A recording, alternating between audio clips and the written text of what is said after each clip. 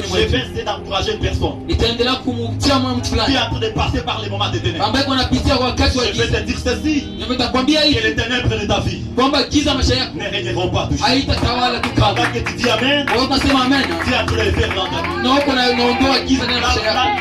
Dis Amen veut dire Usema amen inamaanisha que ça soit ainsi. na iwe hivyo. C'est-à-dire, Ni kusema quand nous te disons que les ténèbres de ta vie sasa tunakwambia giza maisha yako ne régneront pas toujours, haitatawala kama. cela veut dire qu'il y a Inatamaanisha quelque chose qui va accomplir dans ta vie. kwamba kwa kitu ambacho kitatimilika ndani ya maisha yako. Alléluia. Amen. Alors c'est quoi les ténèbres? Sasa giza ni nini? Hier nous avons dit que les ténèbres c'est l'absence de la lumière. Jana tulisema kwamba giza ni kutokuwa kwa mwanga. C'est quoi les ténèbres? Sasa giza ni nini? Les ténèbres signifient aussi les chaos. Ni kusema ni giza inamaanisha ukosefu. Et troisièmement, Na jambo la tatu, les ténèbres peuvent signifier les êtres du diable, giza na kumaanisha matendo ya giza ama shetani. les êtres sataniques. Ni kusema matendo ya ibilisi. Ce sont aussi des ténèbres. Inakuwa mambo ya giza. C'est l'une des choses que vous devez savoir sur les ténèbres. Na kitu ambacho tunapaswa juu ya giza. Dans la dimension biblique, Ndani ya kiwango cha les kibiblia. ténèbres sont au pluriel, Ni kusema giza inakuwa kwa wingi. alors que la lumière est au singulier. Japokuwa giza inakuwa tu Cela veut dire inataka kumaanisha nini? que les ténèbres peuvent signifier beaucoup de choses. Kwamba giza inaweza kumaanisha vitu vingi sana.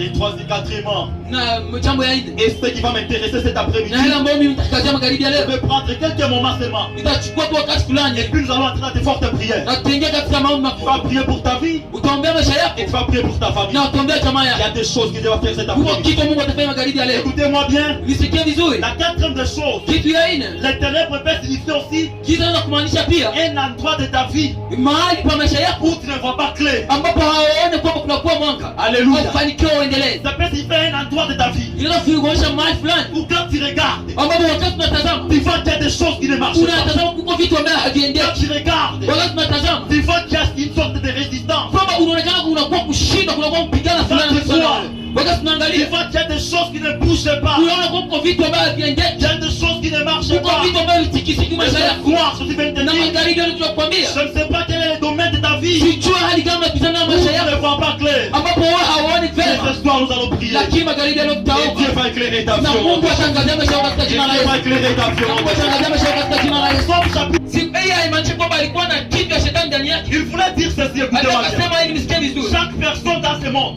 Kila mtu ndani ya dunia, toute personne qui est née, kila mtu ambaye alizaliwa il a sa lumière en lui. anakuwa na mwanga yake Et ndani je yake. vais te dire ceci. Nataka kuambia hivi, Il est impossible haiwezekani qu'un homme puisse éteindre ta lumière. kwamba haiwezekani mwanadamu azimishe mwangaza yake. Est-ce que je parle à quelqu'un ce soir? Tena ongea mtu mmoja magharibi ya leo. Même le diable Hata shetani n'a pas la capacité hana uwezo de faire éteindre la lumière d'une ya personne. kuzimisha mwanga wa La fulani. seule chose qui peut éteindre ta lumière, Kitu anaweza kuzimisha mwangaza c'est yako seulement le péché. ni dhambi tu peke yake. C'est seulement le péché. Ni dhambi tu peke C'est yake. seulement le péché. Ni dhambi tu peke La yake. deuxième des choses qui peut éteindre la lumière d'une personne, Jambo ya pili na kuzimisha mwanga wa mtu fulani c'est seulement lorsqu'il est mort.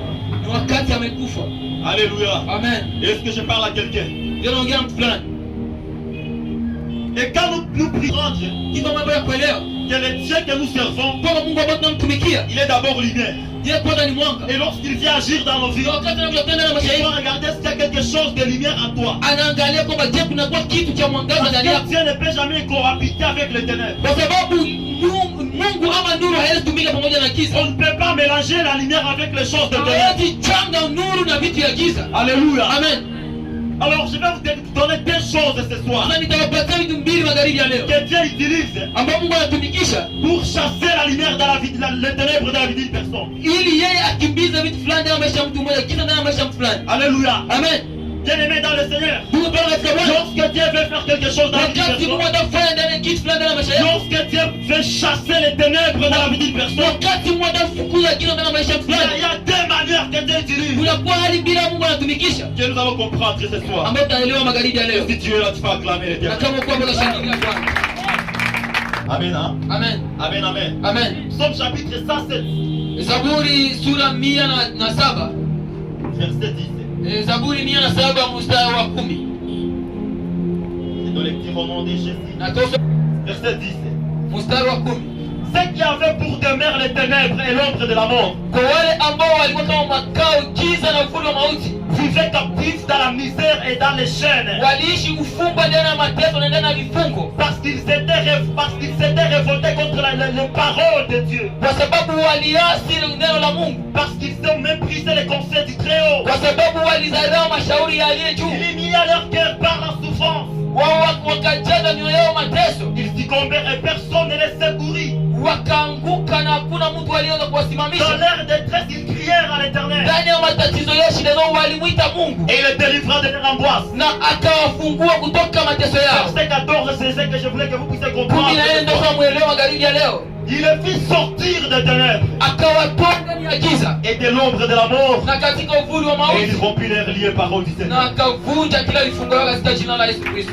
Alléluia. Amen. Et je vais commencer déjà mon message. Daanza kubolongo Bien-aimés dans le Seigneur, mtoto katika la Bwana. première stratégie Mbinu ya que kwanza Dieu utilise, ambao Mungu anatumikisha chasser les ténèbres dans la vie d'une personne. kukimbiza giza ndani ya maisha fulani Dieu ne les fait pas prier. Dieu ne les fait pas prier.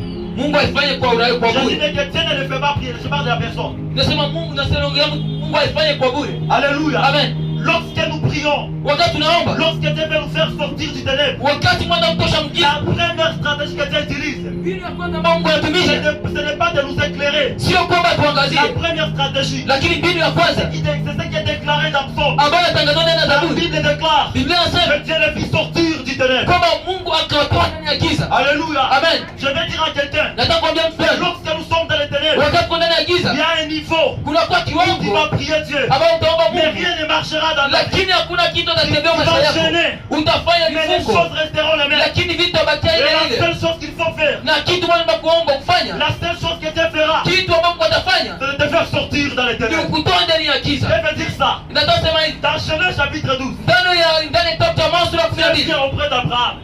Ya? Dieu vient auprès d'Abraham. Mungu akamsogelea Abrahamu Et akamwambia, Dieu dit à Abraham, na Mungu akamwambia Abrahamu, sors dans ton pays, toka ndani ya nchi yako, sors dans la maison de ton père. toka ndani ya nyumba ya baba yako. C'est afin que je puisse faire quoi que ce soit. Wewe nifanye kitu fulani ndani ya La maisha première yako. des choses que tu dois faire, Jambo la kwanza utafanya, il faut que d'abord tu puisses sortir de inaomba la kwanza maison de ton père. utoke ndani ya nyumba ya baba Est-ce yako. que je parle à quelqu'un ce soir? Tena ongea na mtu magharibi ya leo. Cela veut dire ceci. Hiyo inamaanisha hivi, Tant qu'Abraham sera dans la maison de son père, wakati Abrahamu atabaki nyumba ya baba yake, le père d'Abraham s'appelait Terach. baba yake na Abrahamu wanamuita Terashi. Terach adorait des divinités. Kusema Terashi alikuwa anaabudu miungu. Il était un idolâtre. Yeye alikuwa mwabudu sanamu. Donc la maison de son père, Ni kusema nyumba ya baba yake c'était une maison de ténèbres. ilikuwa nyumba ya giza. C'était une maison de ténébreuse. Ilikuwa nyumba ilikuwa imejaa À giza. tel point que Mkiwango ambacho Dieu ne pouvait pas faire quelque chose Mungu angefanya kitu pendant qu'il sera dans la maison de son père. wakati angali mnyumba ya baba yake. Et Dieu va dire, Na Mungu akamwambia, sors de la maison de ton toka père. ndani ya nyumba ya baba yako. Sors de la maison de ton père. Toka ndani ya nyumba ya baba yako. Frères et sœurs, Kaka na dada, cet après-midi, magharibi ya leo nous ne sommes pas venus seulement vous prêcher pour que vous puissiez quitter tel que vous êtes venus. hatukuja kuwahubiria mtu mtoke basi Mais mlikuja mahali hapa. l'objectif de ce message, Lakini lengo ya c'est ujumbe que Dieu puisse vous faire ni sortir kwamba Mungu awatoe dans certaines choses dans vos vies au ndani nom ya de vitu Dieu. fulani na maisha yako katika jina la Yesu Kristo.